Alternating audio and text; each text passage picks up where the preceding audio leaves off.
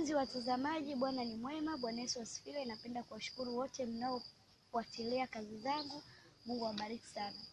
Leo niko mbele yenu kwa ajili ya kutoa shukrani kwa watu wote ambao mmeendelea kunitia moyo, mmeendelea kunifariji kwa njia tofauti tofauti, mmekuwa pamoja na mimi. Nawashukuru wa viongozi wa makanisa yote ambao wamekuwa wakiniombea, wengine wamekuwa kwa namna tofauti tofauti wamekuwa karibu na mimi, pia nawashukuru sana. Napenda niwashukuru hata wote ambao mmekuwa kufuatilia kwa muda mrefu. Mungu awabariki sana. Napenda kumshukuru pia rais wangu wa awamu ya 4, Dr. Jakaya Mrisho Kikwete pamoja na familia yake kwa kuendelea kunipenda, kunithamini na kunijali mpaka leo. Mungu awabariki sana sana sana sana. Nawatakia baraka nyingi mno ambazo zimezidi.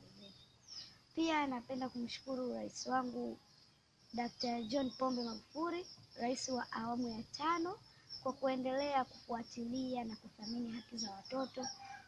Mungu ambariki sana sana sana. Sina mengi ya kusema kwake zaidi ya shukrani tu. Pia napenda kuwashukuru BASATA kwa kuendelea kuthamini na kujali kazi za wasanii. Mungu awabariki sana.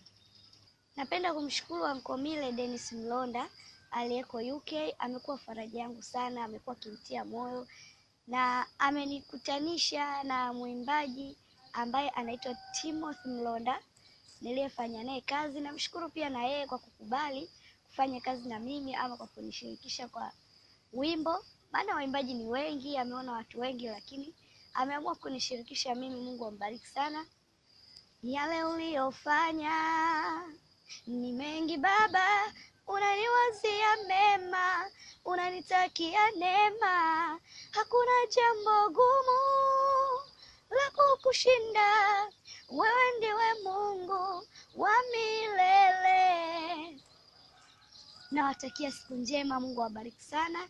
Pia namshukuru sana na baba yangu pamoja na mama wanaoendelea kunilea mpaka hivi sasa, wamenitia moyo mpaka hapa nilipofika. Bila wao nisingeitwa Miriam, bila wao nisingefika hapa nilipo, bila wao nisingekuwa mbele yenu leo. Mungu awabariki sana, azidi kuwatia moyo na Mungu awape hekima na maarifa, wazidi kunilea. Pia namshukuru na kaka yangu mdogo wangu Obadia.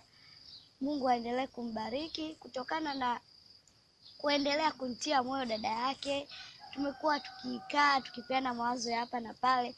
Mungu ambariki sana na Mungu awabariki wote. Sina mengi ya kusema kwenu leo zaidi ya shukrani. Nawatakia siku njema.